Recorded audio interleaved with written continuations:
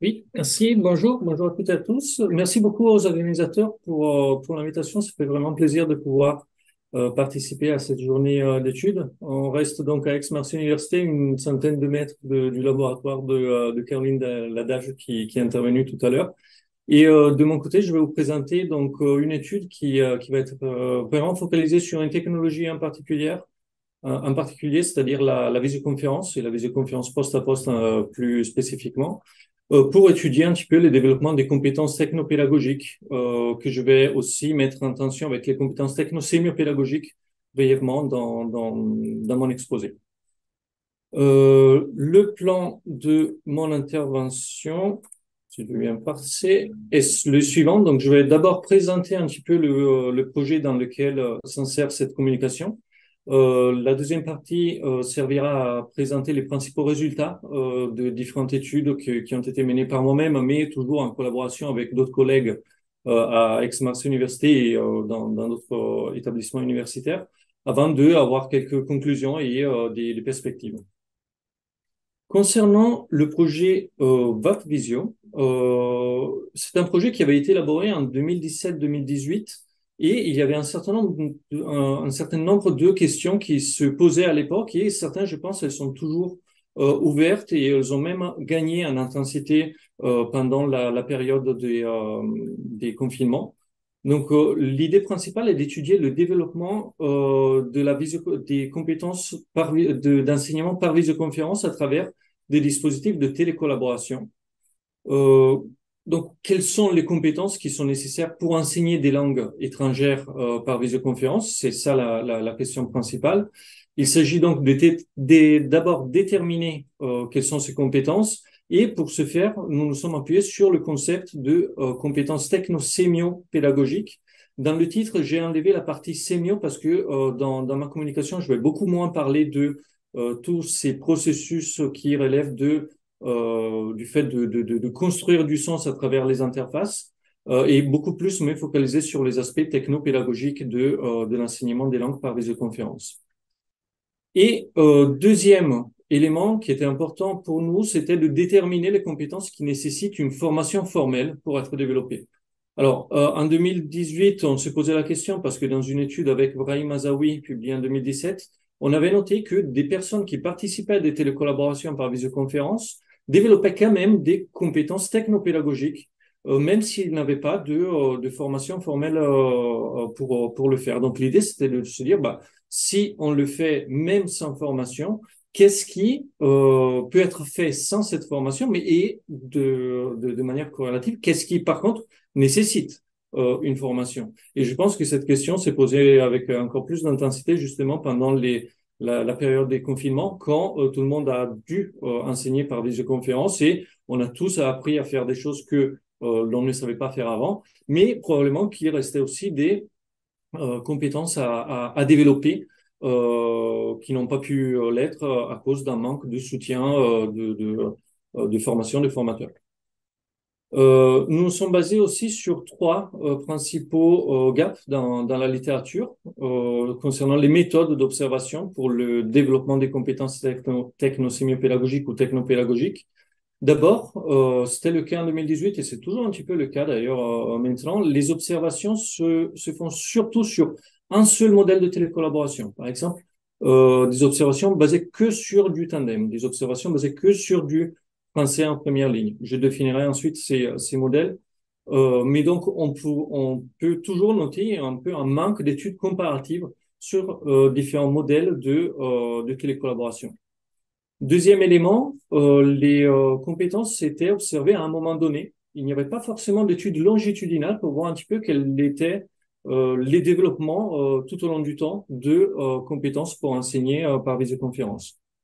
Et troisième élément, les observations concernant l'AG professoral, concernant la logique d'action des enseignants qui enseignent par visioconférence, étaient souvent basées sur des verbalisations a posteriori avec des techniques assez classiques, hein, comme des journaux de bord, comme des entretiens d'autoconfrontation. Et il manquait, à notre sens, une observation aussi de éléments de cognition situés pendant l'interaction même Et donc, on a essayé de ouvrir une fenêtre un petit peu sur cette condition située à travers l'oculométrie. Donc, le fait de pouvoir observer où les gens regardent, enfin, où les enseignants, dans ce cas, regardent sur leur écran pendant qu'ils sont en train d'enseigner. Concernant donc le concept de compétences technosémiopédagogiques, il a été défini par Nicolas Guichon en 2012 comme un ensemble de connaissances et de savoir-faire qui sont relatifs d'abord aux outils de communication à disposition, ensuite à la prise en compte des modalités appropriées pour telle ou telle autre activité pour faire développer les compétences langagières chez les apprenants, et enfin, concernant la gestion pédagogique des activités d'apprentissage avec différents types de régulation. Et dans notre projet, nous nous sommes basés principalement sur quatre régulations pédagogiques qui sont la consigne, les explications, les feedbacks négatifs et les feedbacks positifs. Concernant le contexte des partenaires de ce projet, donc il y a toute une équipe qui est principalement basée au laboratoire Parole et Langage, en tout cas à Aix-Marseille Université, qui a participé soit pour l'ensemble du projet, soit à différents moments.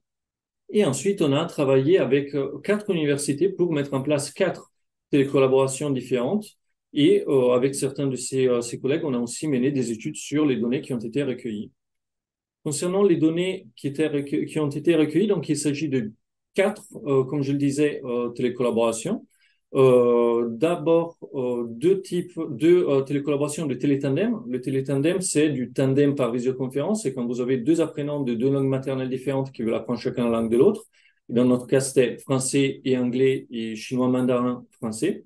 Et d'autre part, deux télécollaborations basées sur le modèle du français en première ligne.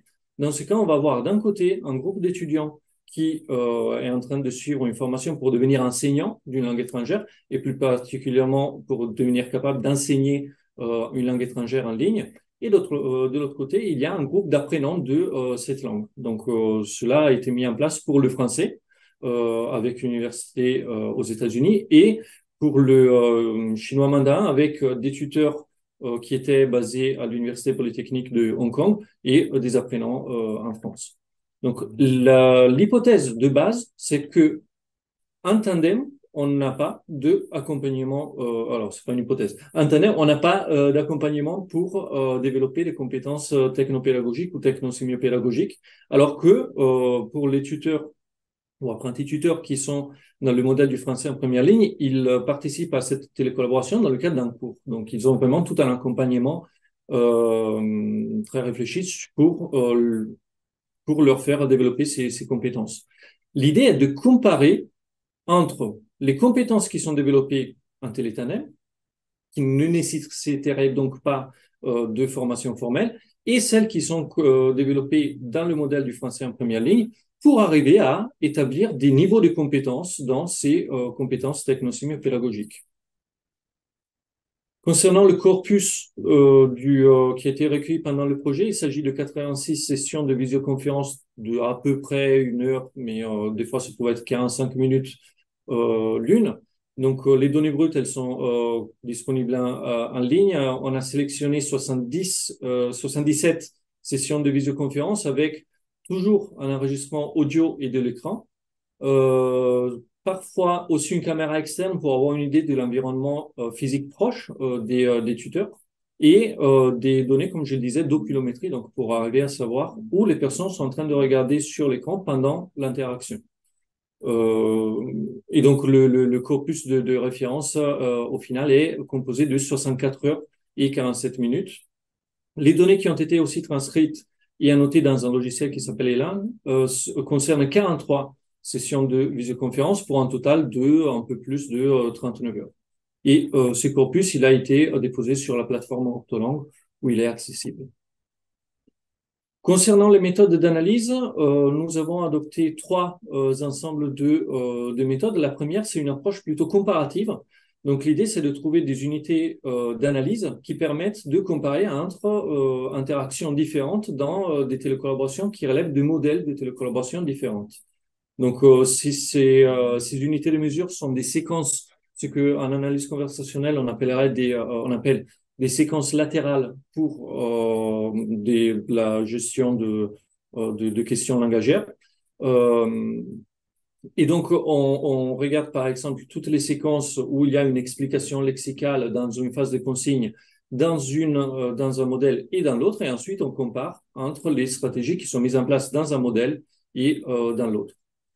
Deuxième élément de méthode d'analyse, cette première méthode, elle est présentée dans l'article que vous avez tout en haut de cette diapositive. Deuxième partie de la méthode d'analyse concerne l'analyse multimodale, en fait, de ce qui se passe par visioconférence.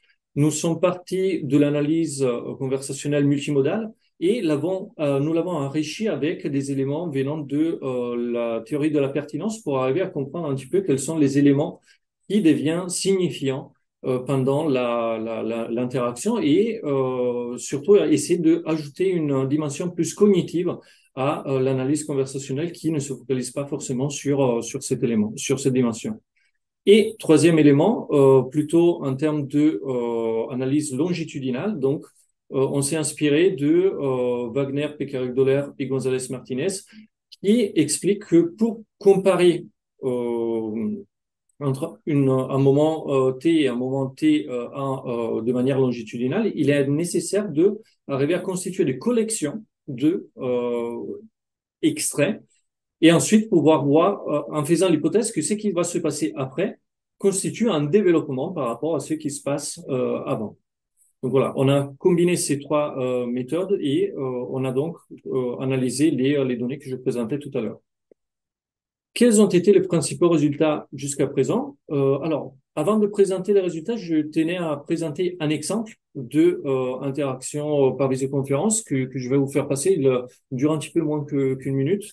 Donc là, on est dans dans une visioconférence relevant du français en première ligne avec l'apprenant que vous voyez en haut à gauche qui est le tuteur et deux autres apprenants un petit peu cachés qui sont des apprenants américains de FLE. La plateforme est Adobe Connect. L'activité, dans ce cas, est une analyse d'une infographie. Et donc là, on va avoir en phase de consigne une demande d'explication lexicale, ce que dans la littérature sur la communication X-langue, on appelle une séquence conversationnelle explicative. Les petits points rouges correspondent aux fixations oculaires de l'apprenti tuteur. Et le plus le point est grand, le plus longtemps la fixation oculaire a duré. Je vous invite à faire attention donc à la trajectoire du regard du tuteur et à la manipulation des fenêtres à l'écran pour la phase de explication, de réexplication de la consigne. Et on croise les doigts pour que tout marche bien. Qu'est-ce que vous remarquez au niveau de la forme du document, de quoi il est constitué? Je sais que c'est une partie de beaucoup de mots, mais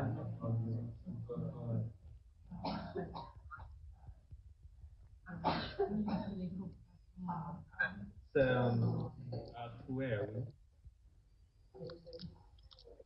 Est-ce que vous pouvez répéter la question? Oui, alors là, je vous demande de me dire de quoi est composé le document. De quelle manière est composé le document? Quels sont les différents éléments qui composent le document?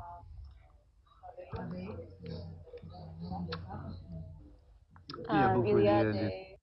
Voilà. Et ensuite, il commence à répondre à la question. Alors, dans cet extrait, il y a plusieurs éléments qui peuvent être assez intéressants pour vous donner un petit peu une idée des analyses qu'on a menées sur chacune de ces séquences latérales qu'on a identifiées dans le corpus. Donc, la première chose, c'est que, bon, là, il y a une petite auto-réparation, c'est-à-dire l'apprenti tuteur se autocorrige pendant qu'il est en train de parler. Et ce qui est intéressant de voir, c'est qu'il fait une fixation sur sa propre image. Donc, il se regarde pendant qu'il est en train de s'autocorriger. Ensuite, il y a une pause, enfin, un silence, en tout cas de 18 secondes.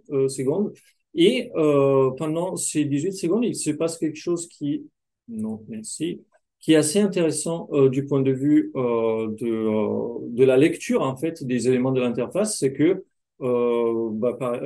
l'apprenante est en train de tousser, l'apprenti tuteur regarde l'icône qui dit que son microphone est éteint, mais il entend quand même, donc il va réfléchir en fait, je suis en train de l'entendre par le micro de l'autre personne qui est dans la même salle. Plus intéressant du point de vue pédagogique, c'est ce qui se passe juste après la demande de répétition. Donc, vous voyez que l'apprenant met à l'écran la trame pédagogique qu'il a élaborée, qu'il va avoir plusieurs pauses intra-tours, et pendant ces pauses, il est en train de relire plutôt les questions qu'il avait pensé poser. Et ce qui se passe, c'est aussi que il va reprendre exactement les mêmes mots qui sont présents à l'écran. On peut noter aussi qu'il y a voilà, des fixations sur lui-même à nouveau pendant qu'il est en train de réexpliquer la question. Et ensuite, il y a différents types de balayage de l'écran, avec là, encore une fois, pendant qu'il parle, une fixation sur lui. Et ensuite, bon, je vais passer trop vite, mais des éléments aussi de fixation sur des éléments de l'infographie pour ensuite imaginer des indices à donner pour étayer la réponse des apprenants. Alors, quand on fait un petit peu l'analyse de toutes les explications lexicales qui se passent en français en télétandem et en français en première ligne dans nos données, on voit que du côté du télétandem, on a principalement des demandes d'éclaircissement. Donc, on part tout de suite d'une demande, on part souvent ou presque toujours d'une demande de l'apprenant qui n'a pas compris quelque chose. Il y a aussi une routinisation de l'alternance codique, c'est-à-dire que si par exemple on est dans la partie en français du télétandem, on va souvent passer par l'anglais ou par le chinois éventuellement pour arriver à expliquer l'élément du français. Éventuellement aussi avec un recours à des dictionnaires en ligne. Il y a une bonne gestion de l'écran. Ça dépend un petit peu des apprenants, mais tout le monde arrive à plus ou moins mettre à l'écran les différentes fenêtres qui sont intéressantes pour l'interaction. Donc, typiquement, c'est la fenêtre de visioconférence et un navigateur Internet. Éventuellement aussi les consignes de la tâche. Et les pauses qui sont faites à l'oral ne sont presque jamais présentes. Il y a seulement une occurrence de ce type de stratégie pour arriver à étayer la compréhension des apprenants. Le chat, par contre, le clavardage, le passage par l'écrit, il est toujours présent depuis le début dans le cas du télétandem. Il n'y a pas forcément en fin de développement pour ce qui concerne le cadrage des gestes et le cadrage face à la webcam. Et pour terminer sur le télétandem, il y a parfois des séquences mixtes. Le passage par l'alternance codique va conduire à l'ouverture d'une nouvelle séquence latérale parce que pour expliquer un mot en français, on utilise un mot en anglais qui n'est pas compris non plus. Et du coup, ça devient plus long et peut-être aussi très souvent moins efficace. Du côté du français en première ligne, on voit que il y a une plus grande présence des séquences proactives. Donc, l'explication lexicale est très souvent le fruit de l'initiative, non pas de l'apprenant qui ne comprend pas et qui sollicite de l'aide, mais du tuteur qui dit est-ce que vous comprenez ça? Qu'est-ce que signifie cet élément-là? Et ensuite, quand on se rend compte que l'apprenant n'a pas compris, c'est là que on ouvre la séquence latérale. Il y a aussi une diversification des stratégies plutôt que la routinisation des stratégies qui devient un petit peu la stratégie de base, l'alternance codique dans le cas du télétandem. Par exemple, il peut y avoir des reformulations ou alors, après des demandes de clarification, il peut y avoir des conseils pour arriver à comprendre la question avec, en pointant l'attention des apprenants vers des éléments du document, par exemple, qui peuvent être pertinents pour répondre à la question. Donc, on peut faire l'hypothèse qu'il y a une meilleure co-construction de la zone proximale de développement dans ces cas. Les pauses et les silences pour segmenter la suite phonique, en fait, l'énoncé des tuteurs sont aussi extrêmement présentes et sont utilisées comme une stratégie pour faciliter la compréhension de la part des apprenants. Bizarrement par rapport à la littérature, en tout cas, le chat, il n'est pas trop présent dans nos interactions de français en première ligne. Il arrive plutôt vers la fin, ce qui est assez étonnant par rapport à ce que la plupart des études ont observé. Et on va avoir aussi un vrai développement du cadrage des gestes, avec des gestes qui sont parfois vraiment mis face à la caméra pour mieux expliquer des éléments lexicaux, par exemple. Et bon, mais ça, c'est dû aux spécificités du français en première ligne, où on a plusieurs interlocuteurs et pas juste un, comme dans les télétandem. Il y a aussi des stratégies qui relèvent plutôt de la distribution des tours et de la sollicitation de l'explication lexicale chez l'autre apprenant, plutôt que de dire tout de suite donner une explication. Donc, pour venir à notre question principale, quels sont les développements informels, quels sont les développements qui semblent nécessiter une formation, en tout cas à partir de nos analyses. Dans les développements informels, on va avoir le passage par l'alternance codique et parfois potentiellement aussi le translanguaging dans les interactions télétandem. La gestion de l'écran et des fenêtres semble aussi ne pas trop poser souci, donc ça se fait de manière, c'est pas trop le mot, mais plus ou moins naturelle. Et le recours à l'écrit, au chat, au clavardage, est aussi fait sans qu'il y ait vraiment d'accompagnement ou de suggestion dans ce sens.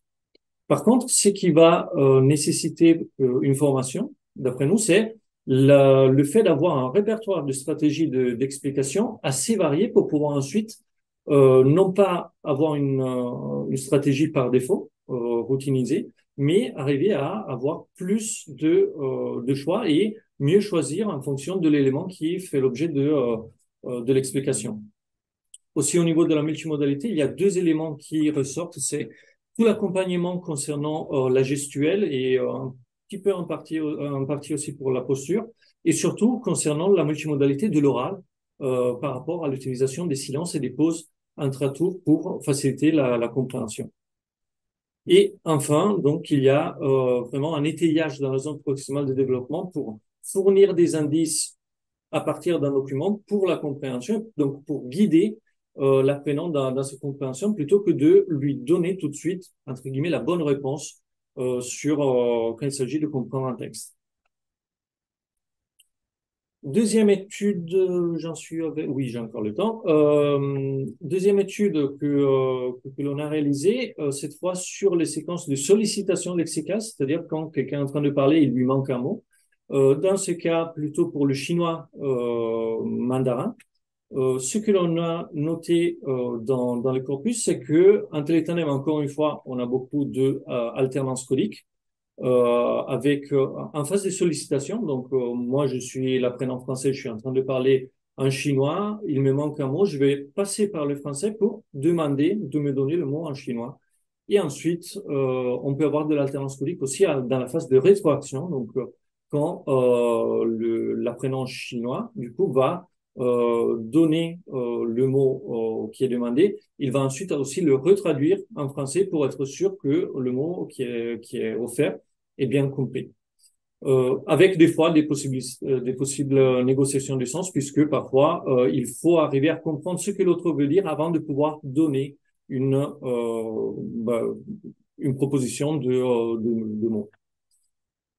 Le choix de l'environnement matériel a aussi beaucoup pesé sur les stratégies que l'on a observées en télétandem. Pourquoi? Parce qu'en fait, la plupart des étudiants chinois a utilisé un smartphone plutôt qu'un ordinateur. Et du coup, il y avait déjà un problème d'accès au chat, au clavardage. On avait juste l'étudiant chinois avait juste l'image de son interlocuteur. Et d'autre part, les gestes étaient aussi beaucoup plus contraints. D'abord parce que les premières fois, on voyait qu'il y avait les personnes gardaient le téléphone dans la main. Et ensuite, quand quelques-unes ont compris qu'il leur fallait les mains pour faire des gestes, ils ont posé le smartphone sur une table ou sur un support devant eux et ils ont pris une posture et un cadrage face à la webcam face au smartphone pour mieux utiliser leurs gestes. Ce qui était assez étonnant, c'est aussi qu'il n'y a pas du tout eu de retour sur la prononciation, qui pourtant est extrêmement importante en chinois, qui est une langue qui fonctionne avec des tons, même s'il y avait beaucoup d'erreurs dans la prononciation des tons et parfois même des phonèmes chez les apprenants français, mais visiblement, ça ne posait pas forcément de questions en termes de compréhension. Dans la télécollaboration plutôt en tutorat, on va voir qu'il va y avoir plutôt des stratégies en lien avec des paraphrases et un recours au dictionnaire en ligne. Donc, l'apprenant, quand il est en train de s'exprimer, il va essayer d'abord d'expliquer le mot qui lui manque avec plein d'autres matériels langagiers qui lui vient en chinois. Et éventuellement, il va passer au dictionnaire en ligne pour faire une traduction instantanée. Ensuite, réutiliser l'élément à l'oral avec son interlocuteur, avec le tuteur ou la tutrice. Chez les tuteurs, on trouve un ralentissement du débit d'élocution qui n'était pas présent dans les télétandem pour la phase où on donne les items lexicaux qui sont sollicités. On va trouver aussi un travail sur les faces, donc des énoncés comme «t'inquiète, c'est pas grave», «oui, j'ai compris», «non, tu t'exprimes très bien», des choses comme ça qui permettent de ménager la face de l'apprenant qui se trouve en difficulté, qui va solliciter de l'aide pour s'exprimer.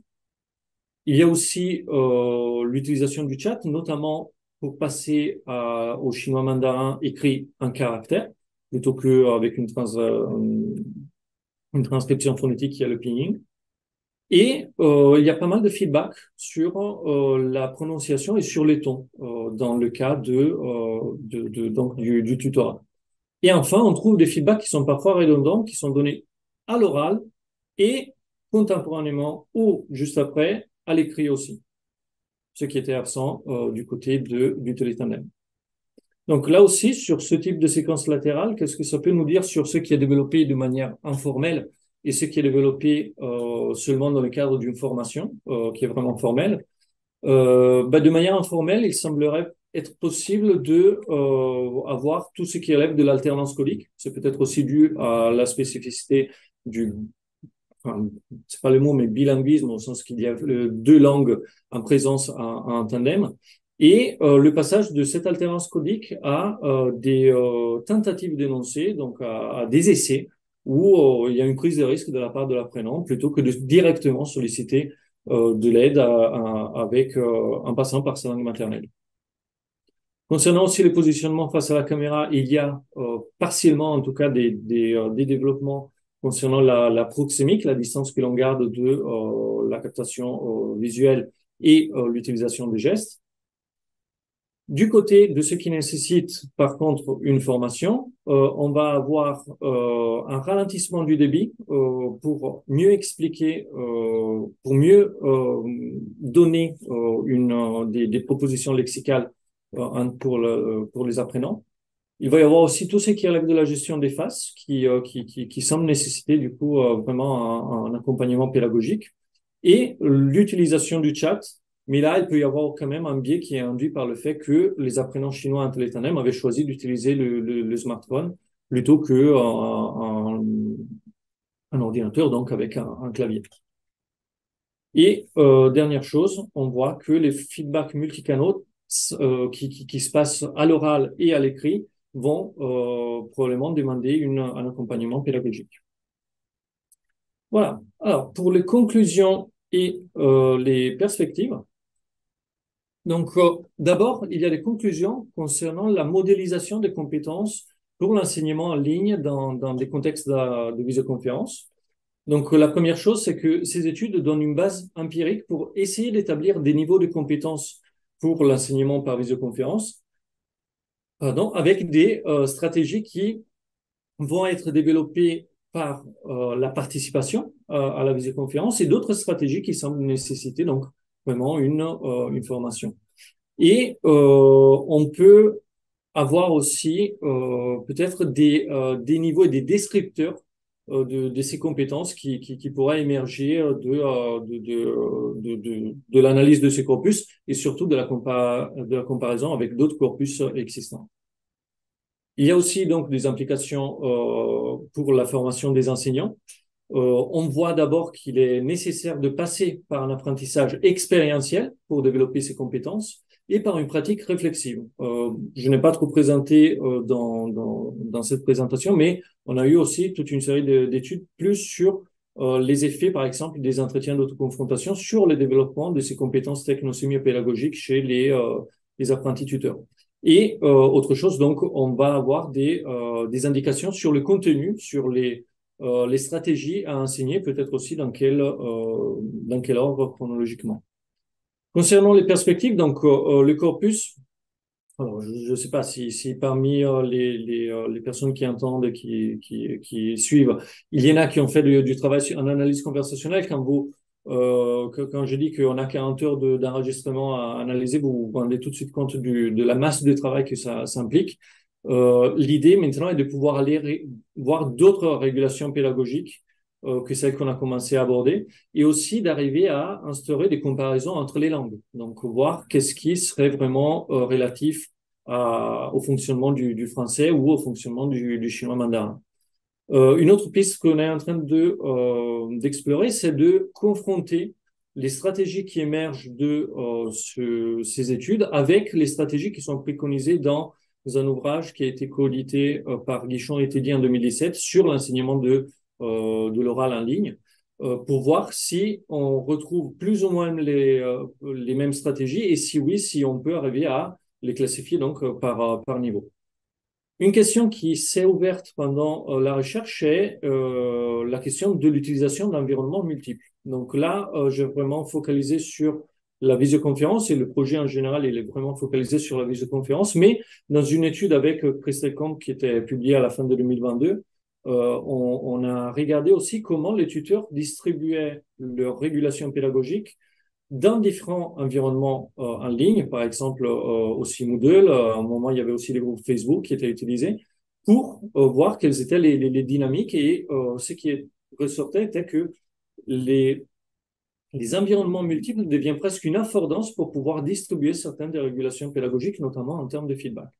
Et dernière perspective qui s'est ouverte pendant le projet est la question de la place de l'alignement interactionnel, donc la reprise d'éléments langagiers de son interlocuteur dans le développement de la compétence communicative dans le sens de la socialisation. Et bon, ça mériterait tout un autre exposé, mais je vous ai mis à l'écran les références pour les publications que l'on a faites là-dessus. Voilà, je pense que j'ai trop parlé de 2 minutes. Je vous remercie beaucoup de votre attention, et donc je serai heureux de répondre à vos éventuelles questions. Merci. Merci beaucoup, Marco. Eh bien, je te laisse peut-être te connecter sur YouTube pour les questions. Ok. Voilà.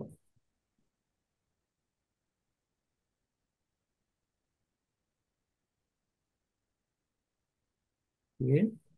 Je suis pour le moment, je vois plutôt une réaction. C'est normal. Il y a un petit décalage. C'est normal. Ok.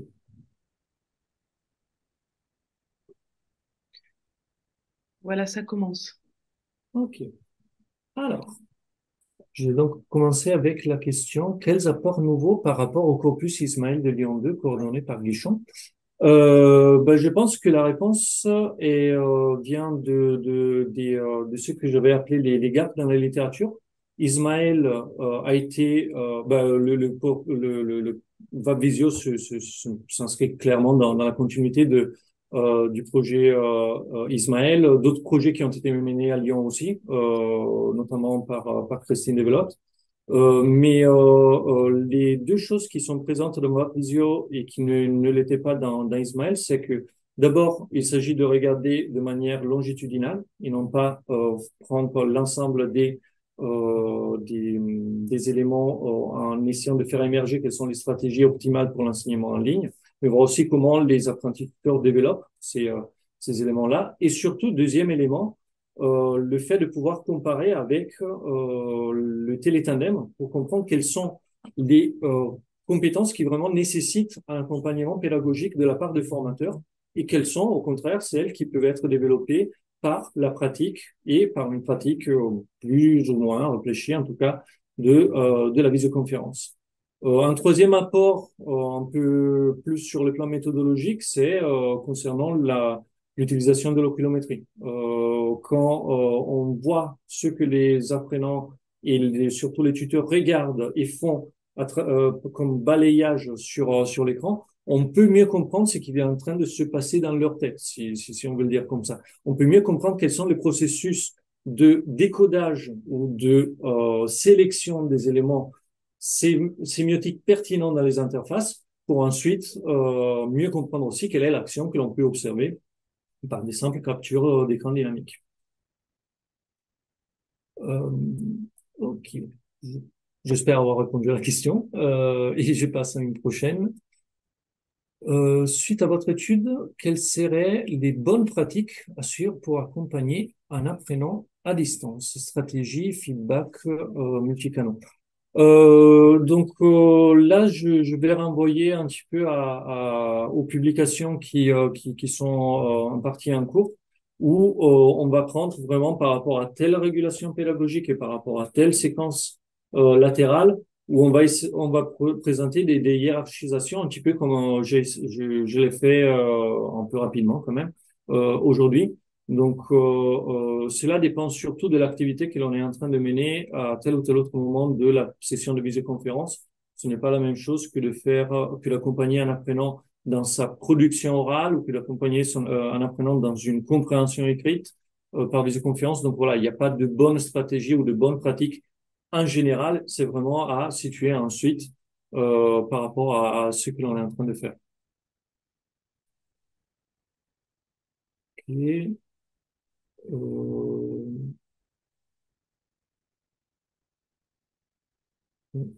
Comment vous travaillez les résultats phonétiques en tandem? Alors, je vais demander à Liliana Rubio-Platero peut-être de spécifier la question parce que je ne suis pas sûr de la comprendre. Vous ne travaillez qu'avec des images, pas de musique. En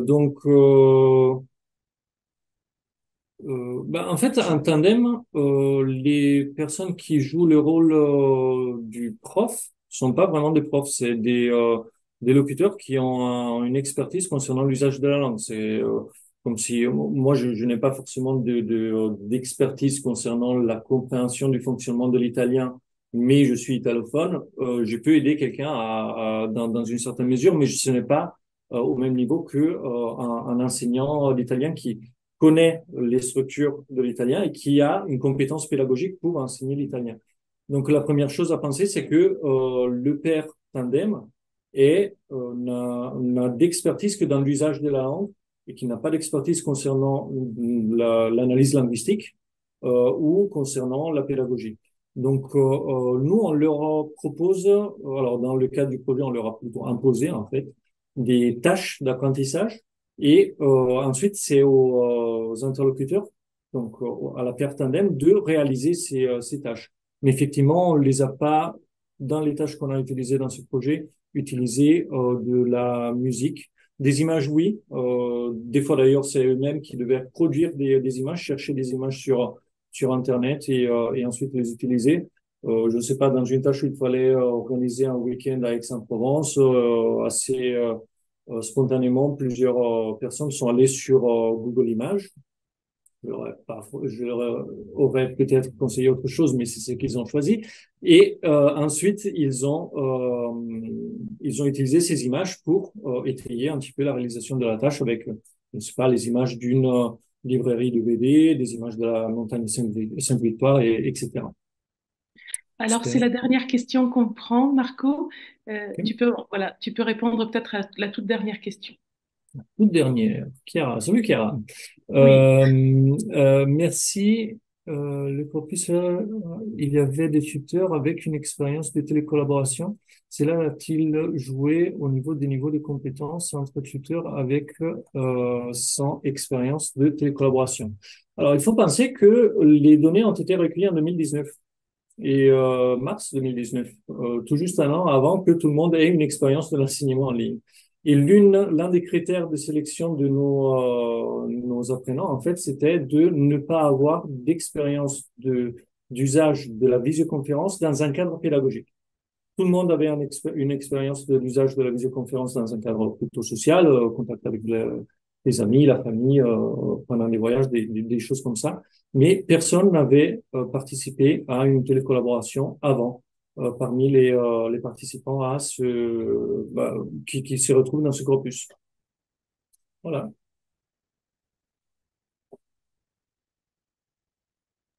Parfait, merci beaucoup Marco. Merci pour cette belle collaboration avec toi qui nous a vraiment fait plaisir.